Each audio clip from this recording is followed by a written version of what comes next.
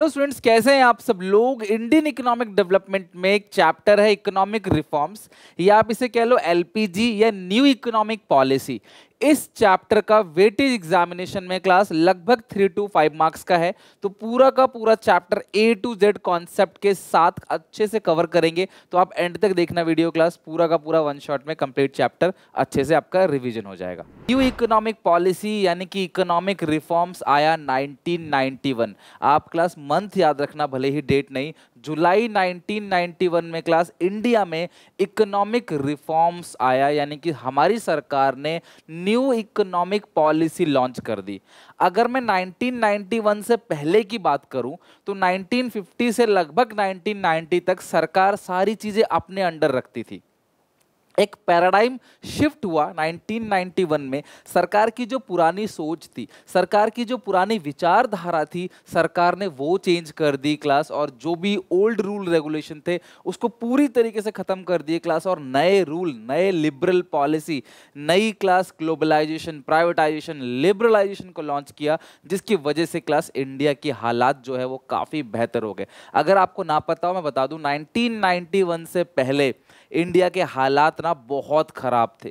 हर एक सेक्टर में class down था, स्टैग्नेशन था। हर एक चीज़ क्लास, महंगाई इतनी ज़्यादा बढ़ रही थी, कर्जा इकट्ठा हो गया था हमारे पास, इंपोर्ट बिल भरने के लिए हमारे पास पैसे नहीं थे। जो हालात श्रीलंका के हो गए थे, जो हालात क्लास अभी पाकिस्तान के हैं क्लास, वैसे ही हालात इंडिया के 1990 से पहले, 1991 के टाइम से पहले क्लास हो गए थे। उस समय पे क्लास हमारी सरकार के ऊपर बहुत प्रेशर था, इकॉनमी को चलाए कैसे। शुक्र है class doctor PV Narasimha Rao और डॉक्टर मनमोहन सिंह का। उस टाइम पे पीवी नरसिम्हा राव थे class prime minister of India, और डॉक्टर मनमोहन सिंह थे फाइनेंस मिनिस्टर। इन दोनों ने मिलके पूरी तरीके से क्लास इकोनॉमी को रिवाइव किया, सरवाइव किया क्लास, और इन्होंने, इनके डिसीजन से ही आया न्यू इकोनॉमिक पॉलिसी या फिर क्लास इकोनॉमिक रिफॉर्म्स 1991। ध्यान रखना, इन दोनों की मदद से डॉक्टर मनमोहन सिंह, पीवी नरसिम्हा राव, ठीक है। फाइनेंस मिनिस्टर थे डॉक्टर मनमोहन सिंह और पीवी नरसिम्हा राव थे क्लास उस टाइम पे प्राइम मिनिस्टर। इन दोनों की सहमति से नरसिम्हा राव ने क्लास इनको सजेस्ट किया कि भाई आप रिफॉर्म्स लेके आओ। तो सबसे बड़ा योगदान क्लास आप कह सकते हो डॉक्टर मनमोहन सिंह का। बहुत अच्छे इकोनॉमिक्स थे क्लास, और इन्होंने, मतलब अभी भी हैं, लेकिन इन्होंने क्लास जो है इकोनॉमिक पॉलिसी को बहुत अच्छे से समझा और हमारे कंट्री में लागू किया, जिसके बाद से सारी प्रॉब्लम्स खत्म हो गई, ठीक है। क्या क्या प्रॉब्लम्स था इकोनॉमिक पॉलिसी के अंदर और क्या क्या पॉइंट्स थे रिफॉर्म्स के अंदर। सबसे पहले क्लास रिफॉर्म्स के अंदर 3 चीजें आती हैं, L for liberalisation, P for privatisation, G for globalisation. एकदम से शॉर्ट में समझते हैं कि ये चीज आखिर है क्या, फिर क्लास पूरे चैप्टर में हमें इसी के बारे में डिटेल में पढ़ना है। लिबरलाइजेशन का सिंपल सा मतलब है जो लाइसेंसिंग राज था ना उसे खत्म करना। पहले बाहर से कोई कंट्री इंडिया में आती थी, उसे बहुत तरीके के लाइसेंस लेने पड़ते थे। सरकार उन्हें बहुत रोकती थी किसी ना किसी तरीके से कि भैया, रेड टेपिज्म होता था, उनको बहुत ज़्यादा घूस लगता था, उन्हें परमिशन नहीं मिलती थी आने की। और अपने देश में भी जो कारखाने चला रहे हैं क्लास, उनके ऊपर भी बहुत सारी रेस्ट्रिक्शंस थी। इन सारे रेस्ट्रिक्शंस का दी एंड कर दिया, दैट इज कॉल्ड लिबरलाइजेशन। किसी लाइसेंस की आपको अब जरूरत नहीं है। लिबरलाइजेशन, अपना धंधा व्यापार अच्छे से करो, सरकार नहीं रोकेगी आपको। दूसरा है प्राइवेटाइजेशन। आपको पता है क्लास, पब्लिक सेक्टर का रोल कितना बढ़ गया था। 1990 से पहले की अगर हम बात करें, सारी चीजें सरकार अपने हाथ में रखती थी, लेकिन क्लास 1991 के बाद सरकार ने धीरे धीरे क्लास प्राइवेट सेक्टर के हवाले चीज़ों को करना स्टार्ट कर दिया। ठीक है, ये काम भी प्राइवेट वाले कर सकते हैं, ये काम इवन क्लास रेलवे जो है वो भी कहीं ना कहीं क्लास प्राइवेट के हवाले धीरे धीरे जाने लगा है। उसके बाद है क्लास ग्लोबलाइजेशन, अपनी इकोनॉमी को कंपटीशन के लिए ओपन कर देना। ग्लोबलाइजेशन का मतलब है integration of our economy with the world economy. अपनी इकोनॉमी को वर्ल्ड की इकोनॉमी के साथ जोड़ के चलो, मतलब हम पूरा वर्ल्ड एक है, हम इंडिया नहीं, हम पूरा वर्ल्ड है, हम अर्थ है। हम किसी भी कंट्री से कोई भी सामान ले सकते हैं, दे सकते हैं, व्यापार कर सकते हैं, ट्रेड कर सकते हैं क्लास, जाके घूम फिर सकते हैं क्लास। वो लोग हमारे यहाँ आ सकते हैं, हमने कोई इन्वेंशन किया उनसे उनको हेल्प मिलेगी, उन्होंने कुछ इन्वेंट किया तो वो हमें हमारे साथ शेयर करेंगे। This is called globalisation. Global as बोलते हैं ना, ग्लोबलाइजेशन। तो ये 3 चीजें थी इकोनॉमिक रिफॉर्म्स के अंदर या इकोनॉमिक पॉलिसी के अंदर। These all are 3 components of economic reforms या economic policy. New economic policy 1991, LPG। L stands for liberalisation, P stands for privatisation, G stand for globalisation. अब इनको डिटेल में पढ़ेंगे क्लास आगे चल के। यहाँ पे कॉम्पोनेंट तो मैंने बता दिए रिफॉर्म्स के।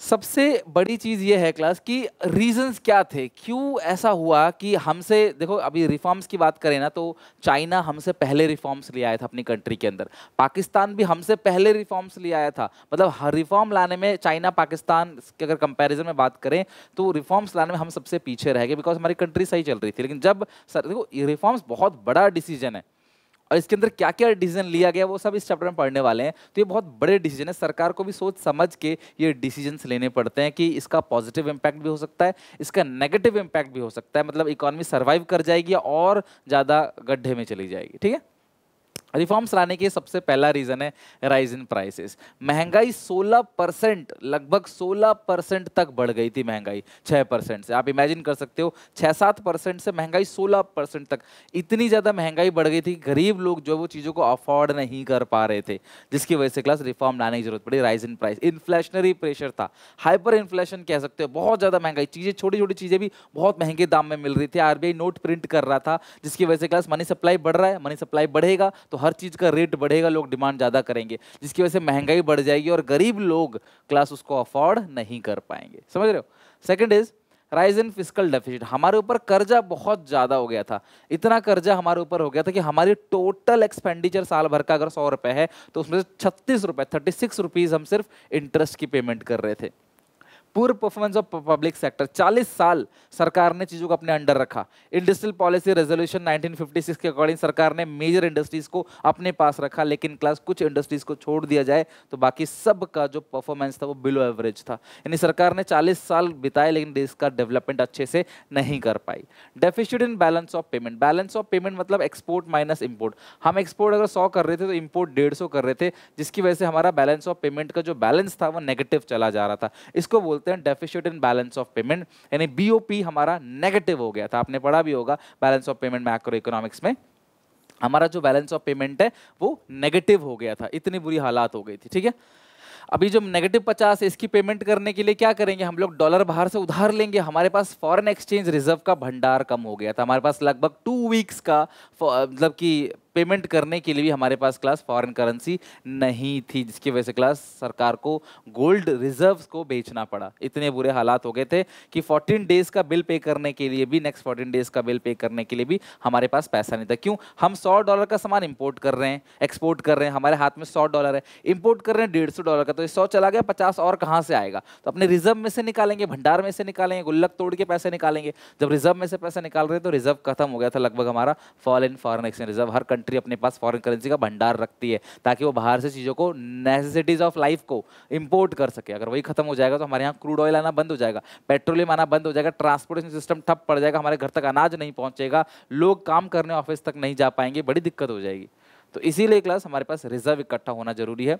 महंगाई बढ़ रही थी, बैलेंस ऑफ पेमेंट डेफिसिट में था, जिसकी वजह से फॉरेन करेंसी का रिजर्व कम था, इंटरेस्ट बर्डन बहुत ज़्यादा था और लोन हमारे ऊपर बहुत ज़्यादा था। जो परफॉर्मेंस था सरकारी कंपनीज का वो भी अच्छी नहीं थी। यही रीज़न थे क्लास रिफॉर्म्स को इंडिया में रिड्यूस करने के। आगे चल के हम जब रिफॉर्म्स के फायदे पढ़ेंगे कि यार रिफॉर्म्स आने के बाद से फायदा क्या हुआ, तो यही सेम पॉइंट क्लास सब जगह फायदा बन जाएगा। अभी ये कमी है, प्रॉब्लम से अभी ये है ना, जैसे मान लो बैलेंस ऑफ पेमेंट डेफिसिट था तो ये प्रॉब्लम है, डेफिसिट खत्म हो गया तो फिर वो क्या हो गया, एक बेनिफिट हो गया, सॉल्यूशन हो गया। लाइक हमारा फॉरेन एक्सचेंज रिजर्व कम हो गया था तो ये एक प्रॉब्लम थी, सरकार ने रिफॉर्म्स लाया और फिर एक्सचेंज जो रिजर्व है वो धीरे धीरे बढ़ने लगा। तो इसको हम रिवर्स करेंगे आगे चल के। ठीक है, चलो अब सबसे पहला पॉइंट जो हमें यहाँ पे पढ़ना था वो था लिबरलाइजेशन, एल फॉर लिबरलाइजेशन। अभी लिबरलाइजेशन है क्या, it means end of licence and restrictions previously impose. Impose मतलब थोपना, जबरदस्ती, इम्पोज बाय द गवर्नमेंट। तो सरकार पहले सोचती थी कि बाहर से कंपनियों को ना आने दे ताकि लोग हमारे देश से माल खरीदे, लेकिन ये जो सोच है ना ये क्लास पूरी तरीके से 1991 के बाद बिल्कुल पलट गया, बिल्कुल विपरीत हो गया कि आने दो उनको, हम कंपटीशन करेंगे। लिबरलाइजेशन किस तरीके से हुआ, नो रिक्वायरमेंट फॉर लाइसेंस। सिर्फ 5 ऐसी इंडस्ट्रीज हैं जिनमें काम करने के लिए तुम्हें सरकार से लाइसेंस लेना पड़ेगा, परमिशन लेनी पड़ेगी। बाकी क्लास आपको लाइसेंस लेने की जरूरत नहीं है, क्लास आप अपना काम कर सकते हो। 5 के नाम क्लास अभी बताऊंगा, आप कॉमेंट में लिख के भी जाओगे आज। No restrictions on expansion of business activity. अगर अपना बिजनेस का स्केल बढ़ा रहे हो ना आप, बिजनेस एक्टिविटी बढ़ा रहे हो, सरकार से पूछना पड़ता था क्यों भाई हमारा बिजनेस जैसे मर्जी वैसे करेंगे, सरकार ने वो हटा दिया रोक टोक। अपने हिसाब से आप सामान की कीमत के प्राइस फिक्स कर सकते हो, मेजरली गुड्स के प्राइस आप अपने हिसाब सेट करो, आपने सामान कितने का बनाया, आपकी कॉस्टिंग कितनी लग रही है, उसके हिसाब से अपना प्राइस आप खुद सेट करो। टैक्स रेट सरकार ने खत्म कर दिया, मतलब कम कर दिया, सॉरी खत्म तो नहीं, कम कर दिया। और अननेसेसरी कंट्रोल जितने भी थे ना, बिना मतलब के रोक टोक जितने भी थे कंपनीज के ऊपर, वो रोक टोक हटा दिया ताकि कंपनी फ्रीली आए और फ्रीली हमारी कंट्री में आकर अपना बिजनेस करे। क्या फायदा रोक टोक लगाने का, इतना रोक टोक लगाओगे तो लोग बिजनेस ही नहीं कर पाएंगे। अगर कारखाने नहीं खुलेंगे तो लोगों को काम नहीं मिलेगा, लोगों को काम अगर नहीं मिलेगा तो लोगों की इनकम कम होगी, लोग खर्च नहीं कर पाएंगे, और किसी का खर्चा किसी की इनकम बनती है, अल्टीमेटली हमारी इकोनॉमी क्रैश कर जाएगी। इसलिए सरकार ने अननेसेसरी कंट्रोल हटा दिया और क्लास इंपोर्ट एक्सपोर्ट के जो प्रोसेस थे, जो प्रोसीजर था बाहर से जो खरीदने का बेचने का, उसको बहुत सिंपल कर दिया। Now company can easily do export and import activities. ठीक है, तो ये सब था क्लास लिबरलाइजेशन के अंदर। नाउ लिबरलाइजेशन का इंपैक्ट क्या पड़ा अलग अलग सेक्टर में हम पढ़ेंगे। सबसे पहले बात करते हैं इंडस्ट्रियल सेक्टर। अगर सरकार ने ये लिबरलाइजेशन किया तो इससे इंडस्ट्रीज पे क्या फर्क पड़ा, इंडस्ट्रियल सेक्टर पे क्या फर्क पड़ा। Abolition of industrial licensing, licensing की आपको जरूरत नहीं है, ध्यान रखना, अब आपको लाइसेंसिंग की जरूरत नहीं है। Abolition of industrial licensing, the new industrial policy abolish यानी खत्म कर देना, मिटा देना, हटा देना system of industrial licensing for most of the industry. Under this policy, no license are required for setting up new industrial unit or for expansion of existing unit। नए कारखाने लगाओ या existing unit को expand करो, भैया आपको कोई licence नहीं चाहिए। तो इंडस्ट्रियल जो इंडस्ट्रियल पॉलिसी है उसको चेंज कर दिया क्लास, लाइसेंस की जरूरत नहीं है। शुरू में क्लास इन्होंने 18 इंडस्ट्री रखी थी जिनमें 18 इंडस्ट्रीज में लाइसेंस की जरूरत पड़ती है स्टार्टिंग में जब रिफॉर्म्स आया, लेकिन धीरे धीरे धीरे रिफॉर्म सिर्फ 1991 में नहीं आया, उसकी पॉलिसी क्लास जो है अब तक चलती हुई आ रही है, आगे तक लगाते हुए आ रहे हैं उसको। लाइसेंसिंग थ्रू लेटर, इन्होंने क्लास सिर्फ 5 ऐसी इंडस्ट्रीज रखी जिनमें क्लास आपको लाइसेंस की जरूरत है। शुरू में 18 था, बाद में 5 कर दिया। दीज वर लिक्वर, दारू, लिखो दारू सिगरेट, ये तो आप कहीं भूलोगे नहीं, ठीक है, दारू फूफू सिगरेट, ठीक है, इनमें क्लास। और क्या डिफेंस इक्विपमेंट, देखो दारू सिगरेट में लाइसेंस चाहिए, नहीं तो दारू में मिलावट करके बेचोगे आप, फिर लोग मरेंगे। सिगरेट जो है वो भी क्लास एक तरीके से नशीली पदार्थ है, तो ऐसे रैंडमली किसी के हाथ दे नहीं सकते, कोई भी उठ के सिगरेट का काम थोड़ी करने लग जाएगा। डिफेंस इक्विपमेंट, पता चले क्लास आपने जवान मूवी में देखा ही है क्लास इस सीन को, defence equipment class selected, licence लेने की जरूरत नहीं, तो आपका बंदूक जो है एंड टाइम पे मतलब चलेगा ही नहीं, आपके बम फटेंगे नहीं एंड टाइम पे, लोग मारे जाएंगे। तो भैया इसको क्लास सोच समझ के आपको देना है, लाइसेंस चाहिए। इंडस्ट्रियल एक्सप्लोसिव, एक्सप्लोसिव समझते हो ना, विस्फोटक, ऐसी चीज़ें बना रहे हो क्लास तो खतरा है समाज को, तो भैया आपको लाइसेंस लेना है। या कोई केमिकल आप जो है बना रहे हो, ऐसा केमिकल जिसके लीक होने से क्लास भोपाल गैस ट्रेजेडी हो गई थी, कोई गैस है, कोई ऐसा केमिकल है, तो इन सब के लिए भैया आपको लाइसेंस लेने की जरूरत है। इनके अलावा आप कोई बिजनेस करते हो तो no need licence, free liberal कर दिया। Second, decrease in role of public sector. सरकार पहले कह रही थी 17 इंडस्ट्री पूरा हम चलाएंगे, 12 इंडस्ट्री में हम सपोर्ट लेंगे प्राइवेट से, क्लास सरकार ने बाद में 17 को हटाकर क्लास सिर्फ और सिर्फ 3 इंडस्ट्री कर दिया। आप अगर डिफेंस में हो, एटॉमिक एनर्जी हो या रेलवे हो, इन 3 काम को प्राइवेट लोग नहीं कर सकते, सरकार ही इनका काम करेगी। तो ध्यान रखना, पहला इंडस्ट्रियल लाइसेंसिंग खत्म कर दिया, दूसरा पब्लिक सेक्टर का जो रोल है ना वो क्लास 17 से घटाकर सिर्फ 3 इंडस्ट्री ऐसी हैं जो पब्लिक कहती है, सरकार कहती है हम करेंगे, बाकी आप नहीं करोगे, ठीक है। थर्ड पॉइंट इसमें आता है D reservation under small scale industry. पहले हुआ क्या था, स्मॉल स्केल इंडस्ट्री जो होती थी ना, छोटी छोटी इंडस्ट्री जो थी स्मॉल स्केल इंडस्ट्री, उनको सरकार ने कह रखा था कि भैया कुछ प्रोडक्ट हम आपके लिए रिजर्व कर रहे हैं, इसे आप ही बनाएंगे, बड़ी कंपनी नहीं बना सकती। लेकिन बाद में सरकार ने क्लास उसको डी रिजर्व कर दिया, यानी कि under new economic policy many goods produced by small scale industry have now been de-reserved, increase investment limit for small scale industry to 1 crore. 2016 की बात है, 2016 में ये लिमिट 1 करोड़ थी, आज ये लिमिट क्लास जो है वो 10 करोड़ है। सरकार ने क्लास इनकी इन्वेस्टमेंट की लिमिट भी बढ़ा दी, और साथ में देखो 5 लाख तो बहुत छोटा अमाउंट हो गया ना, 5 लाख 1955 का, 1950 का है वो 5 लाख, अभी इतना आगे चल के आया 2016 में क्लास इन्होंने लिमिट बढ़ा दी 1 करोड़, यानी जिनके बिजनेस में 1 करोड़ का एसेट्स में इन्वेस्टमेंट है उनको क्लास हम लोग 1 करोड़ है उससे कम का, उनको हम लोग क्या बोलते हैं, स्मॉल स्केल इंडस्ट्री। बट हाँ, जो प्रोडक्ट उनके लिए रिजर्व कर रखा था पहले वो डी रिजर्व कर दिया, मतलब अब उसे कोई भी बना सकता है, बड़ी कंपनी भी उसको बना सकती है। Freedom to import of capital goods due to liberalization of industries, free are class industries are free to capital goods यानी कि जो मशीन है उसको अपग्रेड करना, मशीन को बाहर से मंगाना, ये बहुत आसान हो गया। मतलब फ्रीडम है, आप कितनी भी मशीन बाहर से मंगा सकते हो, कोई रोक टोक नहीं है उसके लिए। Abolition of restrictive trade practices, पहले एक एक्ट हुआ करता था MRTP act, monopoly restrictive trade practice, 1969 का एक्ट था। इस एक्ट को खत्म करके एक नया एक्ट जो है वो लिया है क्लास, MRTP एक्ट को रिप्लेस कर दिया कॉम्पिटिशन एक्ट ने। एक्चुअली MRTP एक्ट के अकॉर्डिंग जिस कंपनी के पास 100 करोड़ से ज्यादा की एसेट है वो एक बड़ी कंपनी है, और कहीं वो मोनोपोली क्रिएट ना कर दे तो हर चीज के लिए क्लास सरकार उससे पूछती थी। मोनोपोली मतलब वो अकेला मालिक ना बन जाए, छोटी छोटी कंपनियों को दबा के उनको खरीद के, इसीलिए क्लास सरकार ने एक्ट बनाया था। तो उन्हें बहुत सारे रोक टोक का सामना करना पड़ता था बड़ी कंपनियों को, जो लाखों लोगों को रोजगार दे रही है। आप उन कंपनी को टॉर्चर करोगे, परेशान करोगे, नए नए रूल्स लेके आओगे तो इकोनॉमी कैसे ग्रो करेगी। इसीलिए क्लास सरकार ने उसको बंद करके MRTP एक्ट को नया एक्ट बना दिया, कॉम्पिटिशन एक्ट 2002। तो ये थे class impact of liberalisation. Liberalisation हुआ कब हुआ, कैसे हुआ, उसके होने से क्लास इंडस्ट्रियल सेक्टर को क्या फर्क पड़ा उससे। Not only industrial sector, impact of liberalisation on financial sector, यानी जो हमारा फाइनेंशियल सेक्टर है, यानी कि बैंकों की बात चल रही है, फाइनेंस यानी बैंक्स, ठीक है ना।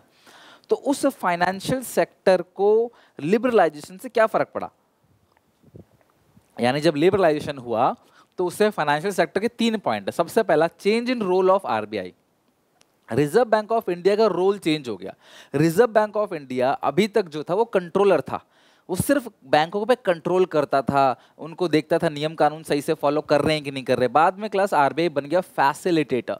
फैसिलिटेटर मतलब क्या है कि now RBI is helping to commercial bank, उनको ग्रो करने में, उनको पॉलिसी लागू करने में रिजर्व बैंक ऑफ इंडिया मदद करती है कमर्शियल बैंक की। रिजर्व बैंक ऑफ इंडिया सिर्फ क्लास कंट्रोल नहीं करती कमर्शियल बैंक के ऊपर, वो फैसिलिटेट करती है, उनकी हेल्प करती है, उनको ग्रो करने में, उनके क्लास चीज़ों को सही से मैनेज करने में, उनके लिए रूल रेगुलेशन बनाती है, सब कुछ करती है। Increase in number of private sector bank, अब जब क्लास फाइनेंशियल सेक्टर रिफॉर्म्स आया तो number of private sector bank continuously increase हो गए, तो प्राइवेट सेक्टर बैंक की तादाद जो है वो क्लास काफी ज्यादा बढ़ने लगी। Increase in limit of foreign investment, बाहर से अगर हमारे यहाँ कोई बैंक्स खोलना चाहता है तो उनकी इन्वेस्टमेंट लिमिट क्लास 51% तक बढ़ा दी गई। यानी कि अगर आप इंडिया में आके अपना बैंक खोलना चाहते हो तो किसी इंडिया के साथ, किसी इंडियन रेजिडेंट के साथ मिलकर आप खोल सकते हो बैंक, लेकिन आप 51% तक की ओनरशिप भी खुद रख सकते हो, मतलब ज्यादा हिस्सा आप अपने पास रख सकते हो, बट हाँ किसी के साथ मिलकर काम करना पड़ेगा। तो ये लिमिट जो है वो क्लास बढ़ा दी गई। तो फाइनेंशियल सेक्टर रिफॉर्म्स के 3 पॉइंट है।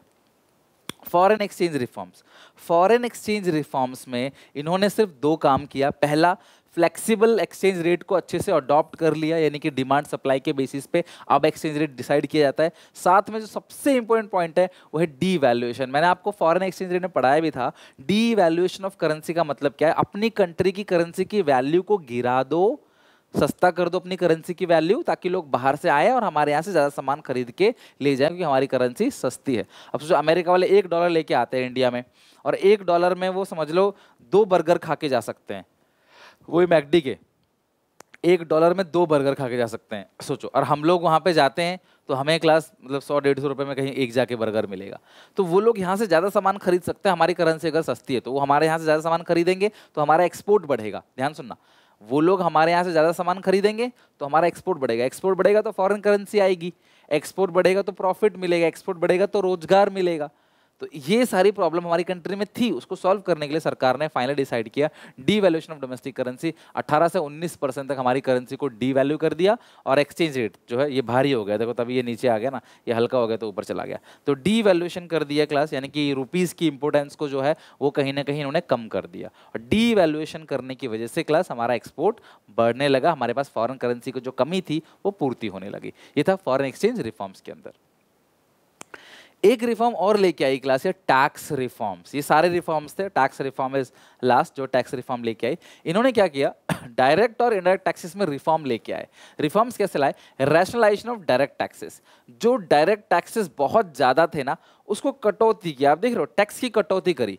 रिफॉर्म्स लेके आए क्लास इनडायरेक्ट टैक्सेस में, इनडायरेक्ट टैक्सेस को भी कम कर दिया। इंपोर्ट पे टैक्स जो है लगाया है, लेकिन एक्सपोर्ट पे हटा दिया टैक्स। एक्सपोर्ट को हमारी सरकार ने एग्जेम्प्ट कर दिया, एक्सपोर्ट एग्जाम्प्ट है, यानी अगर आप 100 रुपये का सामान देश को सेल कर रहे हो तो सरकार आपसे 1 रुपया नहीं लेगी। आप बाहर को बाहर बेच रहे हो अब्रॉड में, तो आप 100 रुपये का ही बेचो। तो अमेरिका वालों को जापान वालों को, चाइना वालों को उनको सामान 100 रुपए का ही मिलेगा। समझ रहे हो बात को? तो जितने का सामान है उतने का बेचो, सरकार आपसे 1 रुपए टैक्स नहीं लेगी। अगर सरकार टैक्स लेती मान लो 50 रुपए, तो आपका सामान हो गया 150 रुपए का। फिर अमेरिका वालों को ये सामान महंगा पड़ेगा, जापान वालों को ये सामान महंगा पड़ेगा, चाइना वालों को सामान महंगा पड़ेगा, वो लोग नहीं खरीदेंगे महंगा होगा तो फिर हमारा धंधा बंद हो जाएगा। हमारे यहाँ 10 लोग काम करते थे वो बेरोजगार हो जाएंगे। इसीलिए सरकार उनको प्रमोट करती है कि भाई कोई बात नहीं, हम आपसे 1 रुपए टैक्स लेंगे नहीं, आप आराम से बाहर सामान बेचो, अपनी मार्केट बनाओ और इंडिया में आप सामान बनाओ और उनको क्लास क्या करो, देश के लोगों को रोजगार दो, उनको एम्प्लॉयमेंट दो। तो ये थे टैक्स रिफॉर्म। पहला इनडायरेक्ट टैक्सेस को रिड्यूस किया, डायरेक्ट टैक्सेस को रिड्यूस किया, और लास्ट में simplification of tax process, tax देने का जो प्रोसेस है वो बिल्कुल सिंप्लीफाई कर दिया। आज भी हमारी कंट्री में टैक्स लोगों को ज़्यादा लगता है, अमीर लोगों के लिए ऑब्वियसली टैक्स ज़्यादा है। क्लास अगर कोई अमीर है तो उसको लगभग अपनी इनकम का आधा टैक्स ही देना पड़ जाता है। लाइक 100 रुपये कमा रहा है तो 45 रुपये अप्रॉक्सीमेटली 43, 44, 45 रुपीज़ अप्रॉक्सीमेटली उसे टैक्स देना है जो करोड़ों में कमा रहा है। तो टैक्स रेट तो ज़्यादा है ही, लेकिन टैक्स का प्रोसेस बहुत आसान है। आज सेल्फ इवोल्यूशन टैक्स है, मैं कितना कमाता हूं मैं सरकार को बता के टैक्स भर दूं, सरकार ने मेरे को ऑप्शन दे रखा है। क्लास पहले चीज़ें थोड़ी सी कॉम्प्लिकेटेड थी, तो टैक्स का जो प्रोसेस है बेसिकली एक्सपोर्ट इंपोर्ट के टाइम पे ट्रेड रिलेटेड टैक्सेस के रिगार्डिंग उसको सरकार ने सिंप्लीफाई कर दिया। तो ये थे क्लास आपके टैक्स रिफॉर्म्स। ठीक है, अगला है class trade and investment policy, impact of liberalisation on trade and investment policy. Same to same tax जैसा, ये पॉइंट्स रिपीट मिलेंगे इसके अंदर। सरकार पहले टैरिफ और कोटा लगा रही थी, क्वांटिटेटिव रेस्ट्रिक्शंस क्या बोलते हैं, कोटा। सरकार पहले क्या कर रही थी, क्वांटिटी को रेस्ट्रिक्ट करती थी, भैया इससे ज़्यादा क्वांटिटी आप बाहर से इंपोर्ट नहीं कर सकते। 1991 में क्लास आपने 1950 टू 1990 वाले चैप्टर में पढ़ा कि सरकार कोटा लगाती है और क्लास यहाँ पे टैरिफ लगाती है, अलग अलग रेट बढ़ाती है ताकि बाहर से लोग इंपोर्ट ना करें। लेकिन सरकार ने क्लास ऐसे सारे जो रोक टोक थे उसे हटा दिया। Class removal of quantitative restriction, जो भी क्वांटिटेटिव रेस्ट्रिक्शंस था, क्वांटिटी इतनी क्वांटिटी आप इंपोर्ट कर सकते हो, उसे हटा दिया। Removal of export duty, export duty को सरकार ने फ्री कर दिया। ठीक है, अब ये एक्सपोर्ट ड्यूटी को फ्री कर दिया जो पॉइंट है वो ट्रेड एंड इन्वेस्टमेंट पॉलिसी में आएगा, जबकि टैक्सेस को कम किया है, डायरेक्ट और इनडायरेक्ट टैक्सेस को कम किया ताकि लोग ईमानदारी से टैक्स पे करें, वो टैक्स रिफॉर्म्स के अंदर आएगा। इंपोर्ट ड्यूटी वाला जो है ट्रेड एंड इन्वेस्टमेंट में आएगा, लोगों के लिए टैक्स कम कर दिया, वो टैक्स रिफॉर्म के अंदर आएगा ताकि लोग ईमानदारी से टैक्स पे करें, क्योंकि गरीब था भारत तो कहीं ना कहीं टैक्स को कम करना पड़ेगा। अभी भी भारत गरीब है, यानी कि बहुत सारे लोग जो अभी भी अमीर नहीं है भारत में, अमीर छोड़ो गरीबी रेखा से नीचे हैं, तो उनको प्रोटेक्ट करने के लिए कहीं ना कहीं सरकार टैक्स में कंसेशन देगी उनको और अमीरों से टैक्स वसूलेगी। एक्सपोर्ट ड्यूटी को एग्जाम्प्ट कर दिया, एक्सपोर्ट ड्यूटी को माफ कर दिया, यानी कि आप एक्सपोर्ट करोगे एक्सपोर्ट फ्री है। इंपोर्ट ड्यूटी को भी कम कर दिया, पहले इंपोर्ट ड्यूटी बहुत ज़्यादा था ताकि लोग बाहर से इंपोर्ट ना करें, उस इंपोर्ट ड्यूटी को सरकार ने क्या किया, रिड्यूस किया। और import licensing system, points common मिलेंगे टैक्स वाले बिल्कुल इसके अंदर, लाइसेंसिंग सिस्टम को आसान कर दिया, आप आसानी से इंपोर्ट एक्सपोर्ट का लाइसेंस ले सकते हो। पहला एक्सपोर्ट ड्यूटी हटा दी, इंपोर्ट पे टैक्स कम कर दिया, कोटा हटा दिया और इंपोर्ट लाइसेंसिंग सिस्टम को आसान कर दिया, रिलैक्सेशन दे दिया, उसमें आप आसानी से इंपोर्ट लाइसेंसिंग सिस्टम ले सकते हो विदाउट एनी एक्स्ट्रा एफर्ट्स। ये था लिबरलाइजेशन का impact on every policy, financial sector reform, tax reform, trade and investment, industrial reforms. इन सब में किसी भी एक से क्वेश्चन एग्जामिनेशन में आएगा, वो कौन सा आएगा क्लास ये तो क्लास कह नहीं सकते, लेकिन हाँ कोई ना कोई आएगा जरूर इन रिफॉर्म्स में से, तो इनको पढ़ के अच्छे से याद जरूर कर लेना। ठीक है, प्राइवेटाइजेशन, न्यू इकोनॉमिक पॉलिसी या इकोनॉमिक रिफॉर्म्स के 3 एलिमेंट, लिबरलाइजेशन, प्राइवेटाइजेशन, ग्लोबलाइजेशन। अब पढ़ते हैं प्राइवेटाइजेशन। प्राइवेटाइजेशन का सिंपल सा मतलब है क्लास, एक छोटे से क्लास इमेज से आप प्राइवेटाइजेशन का सिंपल मतलब समझ सकते हो कि सरकार की जो एसेट्स है, सरकार की जो कंपनियां हैं, एंटरप्राइजेज है, या सरकार की किसी कंपनी की ओनरशिप सरकार के पास है, चाहे वो थोड़ी सी क्यों ना हो, वो सरकार प्राइवेट के हवाले दे देती है और उनसे पैसे ले लेती है और सरकार कह रहा है इस पैसे को हम देश के विकास में खर्च करते हैं। This is called simply privatisation. तो प्राइवेटाइजेशन का मतलब क्या है क्लास, गवर्नमेंट से जो प्राइवेट सेक्टर, पब्लिक सेक्टर से प्राइवेट सेक्टर में क्लास कंपनियां चली जा रही हैं, दिस इज कॉल्ड प्राइवेटाइजेशन। सरकार कह रही है इसे हम नहीं चला पाएंगे, इसे आप चलाओ।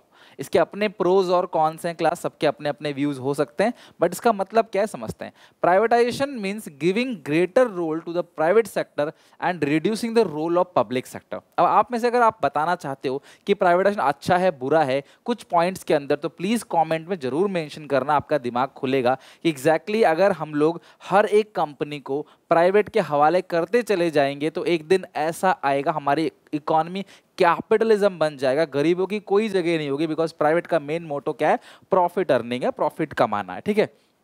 तो वो इनसे खरीदेंगे कंपनी को, फिर खुद चलाएंगे, स्कूल, रेलवे, हॉस्पिटल सब प्राइवेट वाले खुद चलाएंगे, और शुरू में भले ही वो आपको डिस्काउंट दे सकते हैं, बाद में वो क्लास बहुत हाई चार्ज करेंगे, तब सरकारी स्कूल, सरकारी कंपनीज नहीं होंगी या फिर सरकारी हॉस्पिटल नहीं होंगे, तो आप वहाँ पे जाके इलाज भी नहीं करा सकते, मजबूरी है, प्राइवेट से कराना पड़ेगा। बट एक नज़रिया ये भी है कि अगर गवर्नमेंट क्लास कोई कंपनी को नहीं रन कर पा रही है, प्रॉफिट जनरेट नहीं कर पा रही है, और सरकार का ये काम एक्चुअली है नई कंपनियों को चलाना, सरकार का काम है क्लास इक्विटी क्रिएट करना, देश में जितने भी लोग हैं, देश में जितने भी जनता है, सबको जो रिसोर्सेस मिले, जेंडर इनइक्वालिटी खत्म हो, पॉवर्टी खत्म हो, उसके लिए काम करना। तो सरकार किसी कंपनी को नहीं चला पा रही है, सरकारी ऑफिसर्स काम नहीं चला पा रहे, लॉस मेकिंग में जा रही है, तो उसको चलाने से बेहतर है, उसमें जबरदस्ती सरकारी कर्मचारियों को सैलरी देने से बेहतर है कि उसको प्राइवेटाइज कर दिया जाए। तो सबके अपने प्रोज अपने कॉन्स हैं। प्राइवेटाइजेशन से फैसिलिटी अच्छी मिलती है क्लास, काम टाइम पे हो जाता है, सरकारी दफ्तरों में जाके लोग अपना कितना समय बर्बाद करते हैं, क्लास काम नहीं हो पाता टाइम पे, सेटिस्फेक्शन नहीं मिलता, सरकारी कर्मचारी डरते तक नहीं है क्लास, जहाँ कंप्लेन करनी है कर दो,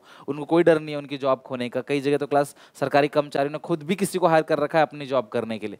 तो इस तरीके से अपने इसके प्रोज कौन है। हाँ, बट प्राइवेटाइजेशन दो तरीके से किया जा सकता है। पहला, ट्रांसफर ऑफ ओनरशिप, आपने अपनी पूरी ओनरशिप, पूरी प्रॉपर्टी, पूरा मैनेजमेंट जो है वो सरकार से लेकर क्लास किसी प्राइवेट सेक्टर को दे दिया। या दूसरा, इसको डिसइन्वेस्टमेंट बोलते हैं, privatisation of the public sector undertaking, यानी जो पब्लिक सेक्टर कंपनियां हैं उनके कुछ हिस्से जो है वो प्राइवेट सेक्टर को बेच दिया जाता है, दिस इज कॉल्ड डिसइन्वेस्टमेंट। मान लो एक कंपनी है क्लास XYZ लिमिटेड, सरकार का उसमें 70% का स्टेक है, शेयर है, सरकार ने, एक कंपनी है जिसमें सरकार का 70% का स्टेक है, सरकार ने उसका 20% या 21% किसी और को बेच दिया।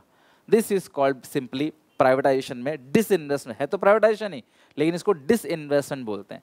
तो डिसइन्वेस्टमेंट मतलब क्या है, सरकार किसी कंपनी के कुछ शेयर्स को प्राइवेट कंपनी के हवाले कर दे रही है, ओनरशिप है लेकिन उस ओनरशिप में से थोड़ी सी ओनरशिप निकाल के प्राइवेट वालों को दे दिया, this is called disinvestment.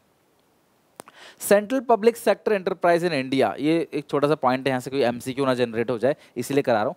Central public sector enterprise in India, SAIL, GAIL, ठीक है, और भिलाई स्टील प्लांट हो गया क्लास, इसके अलावा BPCL, ONGC, आपने ऐसी बहुत सारी जो PSUs है, पब्लिक सेक्टर अंडरटेकिंग, ये देखा होगा। इसमें लिखा है कि there are the company in which the share of central government of India is 50% or more is known as class CPSE। CPSE central public sector enterprise. तो ऐसी कंपनियां जिसमें सरकार का शेयर 51% से ज़्यादा है, 51% से ज़्यादा अगर शेयर है तो उसको क्या बोलते हैं class, central public sector enterprise, ठीक है। अब वो कौन कौन से हैं क्लास, इसके अंदर 3 कैटेगरी सरकार ने बना रखी है।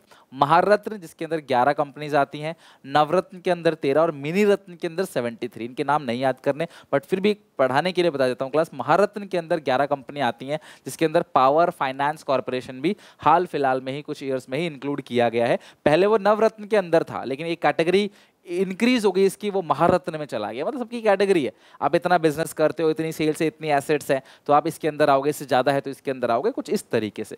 तो महारत्न के अंदर 11 कंपनीज हैं, IOCL हो गया, सेल हो गया, BHEL, गेल हो गया, ONGC हो गया क्लास, ठीक है, ऑयल एंड नेचुरल गैस हो गया, BPCL हो गया, HPCL हो गया, NTPC national thermal power corporation, इसके अलावा CIL हो गया, पावर ग्रिड कॉर्पोरेशन लिमिटेड, आपने ये सब नाम सुना होगा कहीं ना कहीं।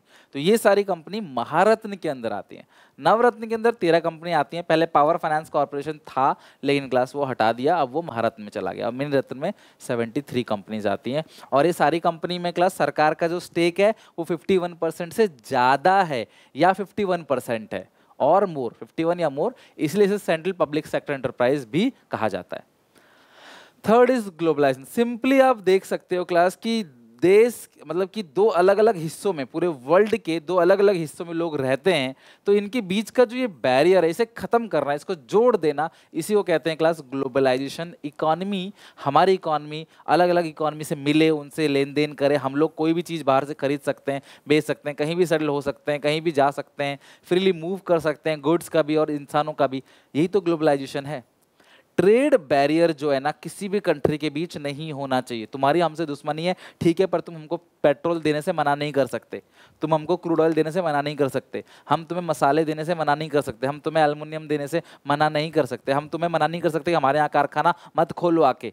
तो ये सारे रेस्ट्रिक्शंस जो हैं, जो दो कंट्री के बीच है या जो वर्ल्ड के दो अलग अलग एरियाज में है, that is to be removed. इसी को बोलते हैं globalisation. It means integrating of our economy with the world economy, सबके साथ जुड़ के चलना। 1991 से पहले सरकार एक स्ट्रिक्ट पॉलिसी चलाती थी कि एक्सपोर्ट इंपोर्ट इतना ही हो सकता है, लाइसेंसिंग लेना पड़ेगा, टैरिफ, टैक्सेस, क्वांटिटेटिव रेस्ट्रिक्शंस लगाए जाते थे। लेकिन ग्लोबलाइजेशन में क्लास सरकार ने इन सारी चीज़ों को क्या कर दिया, हटा दिया। अब ग्लोबलाइजेशन को प्रमोट करें कैसे? अपनी इकोनॉमी को वर्ल्ड की इकोनॉमी के साथ जोड़ना है तो प्रमोट कैसे करें, कैसे माने कि हाँ यार हमारी कंट्री वर्ल्ड की इकोनॉमी के साथ जोड़कर चल रही है। उसके क्लास ये 4 पॉइंट है। Increase in limit of foreign investment, बाहर वालों को परमिशन दे दो आप कि हमारे यहाँ आके इन्वेस्टमेंट कर सकते हैं और उनकी इन्वेस्टमेंट की लिमिट को और बढ़ा दो। Increase in limit of foreign investment, foreign direct investment share raise to 100% in few sector. यानी कि अगर बाहर से इंडिया में कोई स्कूल, बैंक, हॉस्पिटल चलाना चाहता है तो उसका सेक्टर 100% तक बढ़ा दिया कुछ जगह पे, कि आप पूरे अकेले मालिक हो तो आपको अच्छा लगेगा बिजनेस करने में, तो आप ज़्यादा इंडिया में आओगे बिजनेस करने के लिए, किसी का आपको कंट्रोल नहीं चाहिए, किसी की आपकी सहमति नहीं चाहिए, आप अकेले मालिक हो without any restrictions. Introduction of FEMA, एक एक्ट नया लेके आया, FEMA act, foreign exchange management act. पहले एक पुराना एक्ट था फेरा, FERA, foreign exchange regulation act, उसको हटा के अब लेके आए FEMA, foreign exchange management act. Foreign capital investment को भी बढ़ा दिया, 40 से 51% हो गया, और कुछ सेक्टर में ये 100%। यानी कि सरकार ने ग्लोबलाइजेशन को प्रमोट करने के लिए फॉरेन कैपिटल इन्वेस्टमेंट और फॉरेन इन्वेस्टमेंट को 51 से लेकर 100% तक कर दिया, ताकि लालच लगे लोग ज़्यादा इन्वेस्टमेंट करने इंडिया में आए। अच्छा, लॉन्ग टर्म ट्रेड पॉलिसी, जो ट्रेड पॉलिसी सरकार ने बनाई वो लॉन्ग टर्म थी। लॉन्ग टर्म कहने का मतलब क्या है कि जो व्यापार आप कर रहे हो ना इंडिया में आके, वो आप 20 साल 50 साल तक कर सकते हो, आपको परमिशन है। ऐसा नहीं कि आपको 5 साल बाद निकाल देंगे, मना कर देंगे, आप लॉन्ग टर्म तक कर सकते हो। To promote long term trade policy, all the restrictions and controls on foreign trade have been remove. तो बिल्कुल जो भी रोक टोक था सब कुछ रिमूव कर दिया। ओपन कॉम्पिटिशन इज इनकरेज, कि भैया कंपटीशन है, आओ हमारी कंट्री के लोगों को कंपटीशन दो। हमारे जो बिजनेस एंटरप्राइजेस हैं इंडिया के, जो प्रोड्यूसर्स हैं ना, डोमेस्टिक प्रोड्यूसर्स, उनको कंपटीशन दो। Except some specific goods, more goods are trade free of restrictions. देखो कुछ गुड्स तो ऐसे हैं क्लास, जैसे एनिमल्स हो गया, फिर कोई ऐसा सामान जो आप जनरली मूव नहीं कर सकते, बाहर लेके नहीं जा सकते, उसके पीछे स्पेसिफिक रीजन भी है, उनको छोड़कर बाकी सारी चीज़ों का फ्री मूवमेंट हो रहा है और लॉन्ग टर्म ट्रेड पॉलिसी बन रही है लंबे समय तक। नेक्स्ट है क्लास रिडक्शन इन टैरिफ। ये तो मैंने बता दिया, टैरिफ और कोटा, कोटा हटा दिया, टैरिफ हटा दिया। तो कई बार इस चैप्टर में जिक्र है, इसका सेकंड चैप्टर में था टैरिफ कोटा लगाया गया, इस चैप्टर में तो हटा ही रहे हैं बस। ग्लोबलाइजेशन में भी हटा रहे हैं, लिबरलाइजेशन में भी जो ट्रेड एंड इन्वेस्टमेंट रिफॉर्म्स है उसको भी, उसमें भी हटाया था हमने। Tariff barrier have been withdrawn on most of the traded between India and rest of the world, it leads to increase in competition. Taxes हटा दिया तो अब बाहर से लोग आ रहे हैं। मान लो मैं ये पेन बेच रहा हूँ, अमेरिका वाला भी ये पेन बना के बेच रहा है, जापान वाला बेच रहा है, लाओ सबको इंडिया में बेचो अपने अपने प्राइस पे, देखते हैं लोग किसका खरीदेंगे। तो कंपटीशन बढ़ाया जा रहा है। ये नहीं कि अमेरिका तुम नहीं बेच सकते, जापान तुम नहीं बेच सकते, इंडिया वाले से बोल रहे हैं तू ही बेच, फिर तो वो खराब पेन भी बेचेगा तो आपको वही लेना पड़ेगा, तरक्की होगी ही नहीं। Withdrawal of quantitative restrictions. Earlier, quantitative restrictions are imposed, but it was withdrawn. This is conformity with the India's commitment to the WTO. India WTO का पार्ट है, WTO कहता है ट्रेड बैरियर नहीं होना चाहिए, तो किसी प्रकार का क्वांटिटी बैरियर आप नहीं लगा सकते। तो ये इस क्लास पॉइंट्स थे, स्ट्रैटेजी थी, जिससे क्लास हम ग्लोबलाइजेशन को प्रमोट करते हैं। Next is outsourcing. ग्लोबलाइजेशन होने की वजह से हुआ क्या, बाहर से लोग इंडिया में आके बिजनेस करना पसंद करने लगे। इंडिया में सबसे खास बात क्या है, मेजॉरिटी ऑफ पीपल जो है वो कम रेट पे काम करने को तैयार है। ज़मीन सस्ती और इंडिया में लेबर का रेट बहुत कम है। अगर कोई पढ़ा लिखा भी है ना, तो मुझे लगता है वो 15-20 हज़ार में काम करने को रेडी है इंडिया के अंदर। तो सोचो जितने भी कॉल सेंटर इंडिया के अंदर हैं, बीपीओ, कॉल सेंटर, उसमें क्लास फॉरेन आउटसोर्सिंग का बेसिकली मतलब क्या है, अपना काम किसी और से करा लेना, दैट इज कॉल्ड आउटसोर्सिंग। मैं वीडियो बनाता हूँ, एडिट कोई और करता है क्लास, फाइल्स कोई और बनाता है क्लास, ठीक है। इसके अलावा और भी थोड़े बहुत काम है जो मैं क्लास आउटसोर्स करता हूँ, जो काम मैं नहीं कर पाता, जैसे कॉलिंग का काम है। अब कोर्स के रिगार्डिंग जो डाउट आता है बच्चों का, ये उन्हें समझाना होता है, उसके लिए मैंने किसी और को अपना काम दे रखा है, भाई तुम इस काम को बेहतर तरीके से करो क्योंकि तुम इस काम में एक्सपर्ट हो। मैं पढ़ाने में एक्सपर्ट हूँ तो मैं अच्छे से पढ़ाता हूँ बच्चों को। तो उसी तरीके से क्लास जो जितने भी प्रोडक्ट हैं उनके कॉल सेंटर मैक्सिमम आपको कहाँ मिल जाएंगे, इंडिया के अंदर मिल जाएंगे। इंडिया आउटसोर्सिंग का एक हब बन चुका है क्योंकि इंडिया में जो लेबर है, एजुकेटेड लेबर जो है, वो भी बहुत कम रेट पे काम करने को तैयार है। अमेरिका में उसको 80,000 1 लाख सैलरी चाहिए, सोचो उतने में यहाँ पे 5-6 वर्कर वो हायर कर लेगा, तो काफ़ी पैसा उनका बचता है। इंडिया को भी फायदा होता है, इंडिया में तो नहीं है ना ऑप्शन, बेरोजगार है, क्या करे, 10-20 हज़ार में भी काम करने को रेडी हो जाता है। Outsourcing is a business practice in which company hire another company or another person or another firm ताकि वो अपने काम करवा सके, हैंडल ऑपरेशंस। इसके अंदर कॉल सेंटर है, क्लिनिकल एडवाइस है, teaching, coaching, accountancy, film editing, इन सब में भी क्लास, फिल्म एडिटिंग, एक फिल्म बनती है तो कितने लोगों को काम मिलता है, कितने लोगों को रोजगार मिलता है, तो ये सब क्लास वो आउटसोर्स करते हैं। Outsourcing is one of the important outcome of the globalisation. Globalisation की वजह से आउटसोर्सिंग हुआ और इंडिया एक फेवरेबल डेस्टिनेशन बन गया आउटसोर्सिंग का, अलग अलग एमएनसी, बिकॉज मतलब मल्टीनेशनल कंपनी में, बिकॉज इंडिया में चीप लेबर अवेलेबल है और बहुत कम रेट पे अवेलेबल है। Even for the skill worker are class, skill workers, पढ़े लिखे लोगों के लिए जिनका स्किल्स है वो भी कम रेट पे काम करने को तैयार है। और revolutionary growth of IT industry, India में आईटी कितना ग्रो कर रहा है, इन्फोसिस, एचसीएल हो गया, विप्रो हो गया। Business process outsourcing is quite popular in India, इसको कॉल सेंटर्स भी बोलते हैं, बीपीओ या कॉल सेंटर भी इसको बोलते हैं। तो ये है आउटसोर्सिंग। तो आउटसोर्सिंग से कई बार शॉर्ट नोट्स पूछे जा चुके हैं, तो आप इसे पढ़ के अच्छे से जाना। फाइनल मोस्ट इंपोर्टेंट टॉपिक है वर्ल्ड ट्रेड ऑर्गेनाइजेशन, WTO। ये है class World Trade Organization, inter governmental organisation है, वर्ल्ड लेवल पे एक ऑर्गेनाइजेशन है। अलग अलग कंट्री जो है क्लास यहाँ पे आके काम करती हैं, वर्ल्ड ट्रेड ऑर्गेनाइजेशन के अंदर मेंबर है। और WTO बेसिकली क्या है, एक ऐसी ऑर्गेनाइजेशन है जिसके मेंबर जो है वो अलग अलग कंट्री हैं, ठीक है। ऑब्जर्वर भी इसके अंदर होते हैं, मेंबर्स भी होते हैं, इसकी कंट्री हैं। तो उन पूरे जितने भी मेंबर WTO के अंदर हैं उनके बीच फ्री ट्रेड हो सके, कोई रोक टोक ना हो, इस बात का इंश्योर WTO करता है। अगर आपको कल को सऊदी अरब कोई सामान नहीं देता है, आपको यूरोप कोई सामान नहीं देता है, तो आप कंप्लेन कर सकते हो WTO को। WTO देखता है, वर्ल्ड लेवल की ऑर्गेनाइजेशन है, कंट्री का नहीं है, वर्ल्ड लेवल का। तो WTO is an inter governmental organisation that is concerned with the regulation of international trade with nations. The WTO officially commence कब होता है, 1 जनवरी 1995 को। ध्यान रखना, WTO कब आया क्लास, 1 जनवरी, 1 जनवरी 1995। लेकिन ऐसा नहीं कि तभी आया, उससे पहले इसका नाम था GATT, general agreement of tariff and trade, ये 1948 का है, ठीक है। तो 1948 में GATT आया, नाम बदलकर क्लास उसको कर दिया WTO। It is the largest international economic organisation in the world.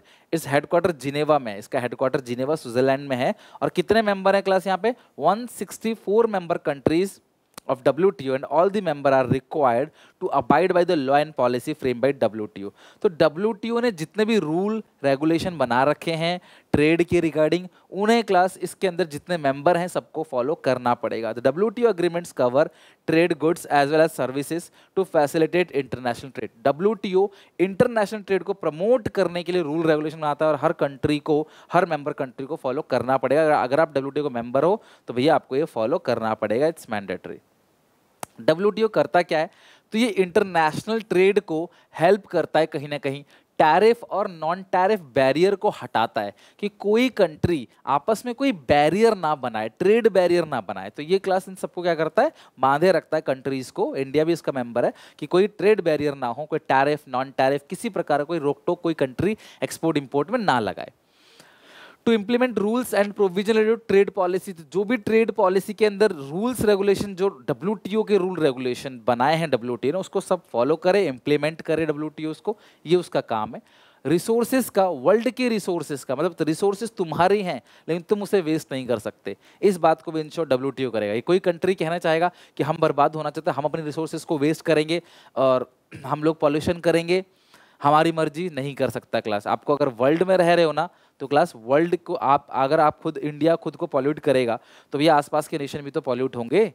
हवा पे थोड़ी कोई दीवार लगी है, वो तो कहीं भी जाएगा, पोल्यूशन फैलेगा। तो आपको देखना पड़ेगा। जैसे वर्ल्ड हेल्थ ऑर्गेनाइजेशन है, उसने देखा कोविड पूरे वर्ल्ड में फैला हुआ है, तो वर्ल्ड हेल्थ ऑर्गेनाइजेशन की जिम्मेदारी है कि पूरे वर्ल्ड में कोविड को खत्म करे। तो उसके लिए क्लास कोविड एडवाइजरी जारी करता था, कोविड एडवाइजरी WTO बार बार, और इंडिया फॉलो करता था उसको। उसी तरीके से WTO क्या करता है, ट्रेड रिगार्डिंग पॉलिसी बनाता है। वर्ल्ड के रिसोर्सेज का आप वेस्टेज नहीं कर सकते, इसको भी देखता है। एनवायरनमेंट को प्रोटेक्ट करने की बात करता है class World Trade organisation.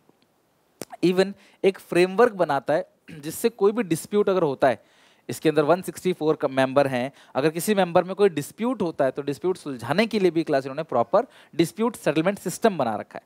To carry out periodic review, class ये रिव्यू भी करता है ट्रेड पॉलिसीज के ऊपर, पॉलिसीज को टाइम टाइम चेंज करता है, कौन सी मेंबर कंट्रीज ने क्या क्या पॉलिसी बना रखी है उसको भी रिव्यू करता है। तो एक ऐसा ग्रुप है, एक ऐसा इंटरनेशनल ऑर्गेनाइजेशन जो क्लास ट्रेड बैरियर को खत्म करता है, फ्री ट्रेड को प्रमोट करता है, और ये है class World Trade Organization WTO। एक छोटा छोटा क्वेश्चन क्लास पूछ लिया जाता है कई बार, जैसे बाइलेटरल ट्रेड किसे कहते हैं? बाइलेटरल, ध्यान रखना, trade between two economy, two countries, दो कंट्री के बीच ट्रेड हो रहा है, इंडिया या चाइना या इंडिया या अमेरिका, किसी भी दो कंट्री के बीच जब ट्रेड होता है उसको बोलते हैं बाइलेटरल ट्रेड। जब ट्रेड कई कंट्री के बीच होता है, मोर देन टू कंट्री के बीच ट्रेड होता है, उसको बोलते हैं क्लास मल्टीलैटरल ट्रेड। इसका एग्जांपल है क्लास नाफ्ता। नाफ्ता का मतलब क्या है? North American free trade agreement. और एक क्लास मैक्सिको, कनाडा और क्लास यहाँ पे अमेरिका, इनके बीच एक मल्टीलैटरल अग्रीमेंट है। तो जब दो कंट्री के बीच कोई ट्रेड है, व्यापार हो रहा है जहां पे दो कंट्री इन्वॉल्व है, उसको बोलते हैं बायलैटरल। जहां पे दो से ज्यादा कंट्रीज इन्वॉल्व है उसको बोलते हैं मल्टीलैटरल ट्रेड। ओके, अब अप्रेजल ऑफ एलपीजी आपने पढ़ा, लिबरलाइजेशन पढ़ा, ग्लोबलाइजेशन पढ़ा आपने, उसके बाद प्राइवेटाइजेशन भी पढ़ा आपने, सारी चीजें आपने पढ़ ली। उसका अप्रेजल का मतलब मेरिट। अब इसका मेरिट क्या है, एडवांटेजेस क्या क्या हैं? ये जो एलपीजी है इसके एडवांटेजेस क्या क्या हैं? तो सबसे पहला एडवांटेजेस, मतलब क्या फायदा हुआ एलपीजी को इंप्लीमेंट करने से? 1991 में जो प्रॉब्लम्स थी उसको क्लास रिफॉर्म्स लाके खत्म किया, धीरे धीरे कम किया। तो फायदा क्या हुआ? Increase in economic growth. पहले स्लो ग्रोथ था, बाद में 7% तक, 7% तक जो है जीडीपी ग्रोथ रेट देखने को मिला। मतलब प्रोडक्शन काफी हुई, जीडीपी बढ़ा, नेशनल इनकम बढ़ा लोगों का। इंक्रीज इन इंडस्ट्रियल प्रोडक्शन, हमने कैपिटल गुड्स को इंपोर्ट करने में हमने फ्री कर दिया लोगों को, तो जो इंडस्ट्रीज थी, कारखाने थे ना, उनका प्रोडक्शन बढ़ने लगा, टैक्सेस हमने कम कर दिए। तो कोई कारखाने मतलब 100 गाड़ियां बना रहा था तो अब वो 200 गाड़ियां बना रहा है, आउटपुट बढ़ने लगा। बाहर से लोग हमारे कंट्री में इन्वेस्टमेंट करने लगे आके। पहले मान लो 5 लाख करोड़ का इन्वेस्टमेंट देश के अंदर आ रहा था, अब 15 लाख करोड़ का इन्वेस्टमेंट देश के अंदर आ रहा है। मतलब बाहर से लोग इंटरेस्टेड है, चलो इंडिया में अपना कारखाना खोलते हैं, इंडिया में अपना बिजनेस खोलते हैं, ठीक है। जैसे विक्स है, विक्स अमेरिका की कंपनी है बट इंडिया में अपना काम कर रही है। तो उसी तरीके से इंडिया जब सबको ओपन मतलब इन्विटेशन दे रहा है, टैक्स रेट कम कर रहा है, रूल रेगुलेशन हटा रहा है, तो ऑब्वियसली बाहर से लोग आएंगे इंडिया में बिजनेस करने के लिए। Rise in foreign exchange reserve, तो हमारे पास जो फॉरेन करेंसी का भंडार था वो खत्म हो गया था। बाहर से लोग आएंगे तो फॉरेन करेंसी लेके आएंगे, जिससे हमारा रिजर्व बढ़ेगा। हम एक्सपोर्ट कर रहे हैं तो उससे भी हमारे पास फॉरेन करेंसी आ रहा है, हमारा एक्सपोर्ट भी बढ़ रहा था। अगला है class rise in export. Check on inflation, जो महंगाई बहुत ज़्यादा बढ़ गई थी पहले 16% तक, उसको कंट्रोल किया गया। हमारे ऊपर जो बहुत ज़्यादा कर्जा था वो कम किया गया। चेक ऑन फिस्कल डेफिसिट, कि हाँ यार इतना कर्जा ना हो कि हम लोग ब्याज ही भरते रहे, देश चला ही ना पाए। और इवन क्लास प्राइवेट सेक्टर में काफ़ी ज़्यादा रोजगार भी मिलने लगा। ये सारे फायदे हैं क्लास किसके? एलपीजी के, यानी कि न्यू इकोनॉमिक पॉलिसी के। लेकिन इसके फ़ायदे ही नहीं, कुछ नुकसान भी हैं, कुछ ड्रॉबैक्स भी हैं इसके। जैसे उन्होंने एग्रीकल्चर की कहीं बात नहीं की।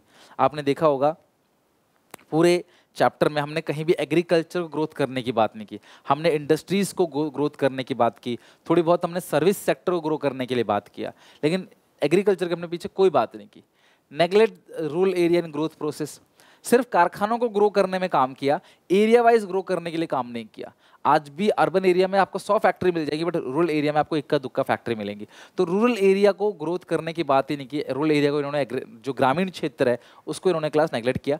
टैक्स पॉलिसी, टैक्स रिफॉर्म्स के अंदर इन्होंने लोगों के टैक्स रेट कम किए, डायरेक्ट टैक्स, इनडायरेक्ट टैक्स है ना, इन्होंने रिफॉर्म किया, टैक्स कम किया। लेकिन लोगों ने तब भी क्लास सरकार को पैसे नहीं दिए, क्योंकि इंडिया बहुत गरीब देश था क्लास, मतलब देश है अभी भी, बट तब बहुत ज़्यादा हालात ख़राब थी लोगों की।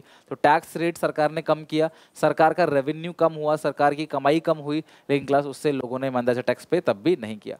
एक सबसे बड़ा ड्रॉबैक है, कंज्यूमरिज्म फैलने लगा, कुछ भी बना के बेचने लगे ऐड करके। आज अगर कोई भी चीज़ ऐड आता है टीवी में, 10 बार ऐड आएगा, आप देखोगे, आप उसे खरीद लोगे कहीं ना कहीं, ये बिना सोचे कि क्या रियली में मुझे इसकी ज़रूरत पड़ रही थी, नहीं। लेकिन फिर भी, जैसे परफ्यूम है, परफ्यूम की जरूरत कभी किसी को नहीं थी।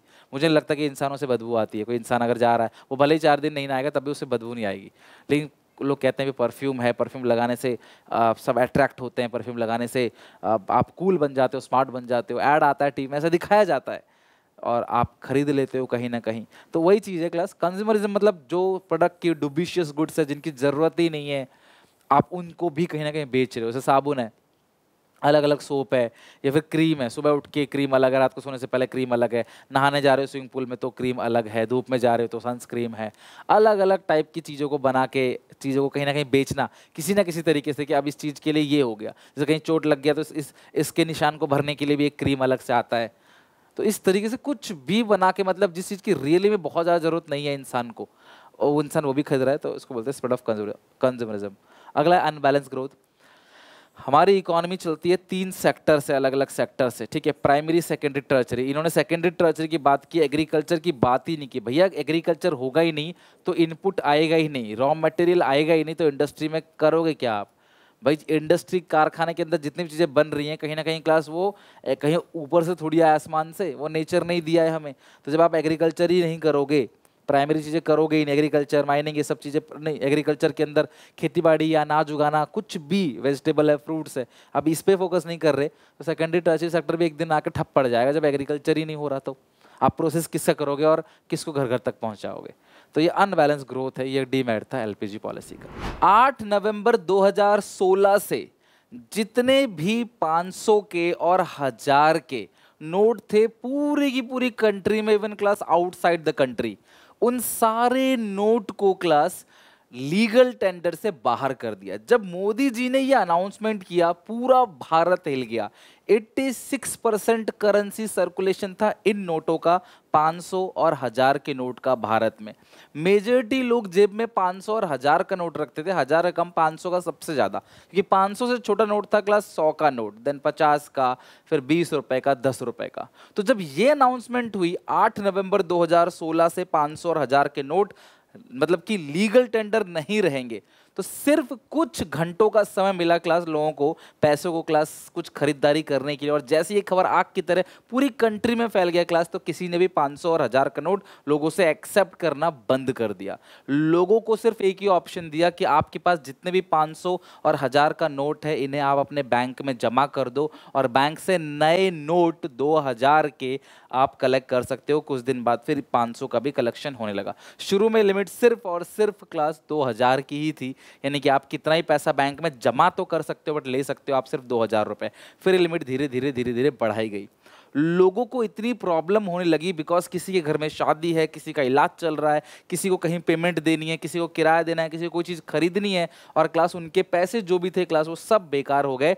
सिर्फ और सिर्फ ऑनलाइन ट्रांजैक्शन को सरकार प्रमोट करना चाहती थी कि ऑनलाइन ट्रांजैक्शन हो, ताकि हर चीज़ क्लास रिकॉर्ड में मेंटेन रहे, आपके अकाउंट में कितना पैसा आया है, कितने आपने पेमेंट की है, सोर्स ऑफ इनकम, सारी चीज़ें जानने के लिए क्लास सरकार ने डीमोनेटाइजेशन किया। है क्या डिमोनेटाइजेशन?